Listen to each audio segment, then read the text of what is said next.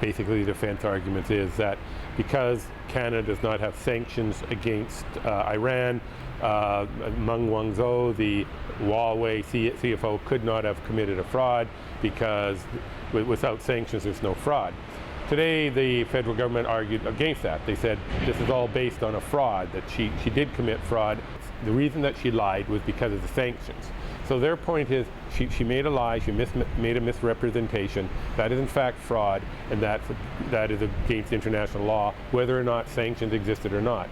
For this part of this hearing, both sides have agreed basically to the fact that there was a misrepresentation. 2013, Meng Wanzhou, the Huawei chief financial officer, met with representative of the HSE Bank in Hong Kong. She did a PowerPoint presentation to discuss whether or not one of their companies was doing business, a company, a Huawei subsidiary, was doing business with Iran.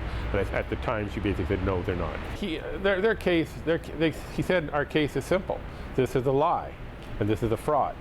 And the sanctions, as I said, she lied because of the sanctions, and that's the difference. They're arguing that the sanctions made her lie. There also another point of the case is that in the past the defense has suggested that even if Meng were to have or allegedly committed this fraud, it didn't really affect the bank in any way. The Crown argued no, it could have had the potential to affect the bank's reputation.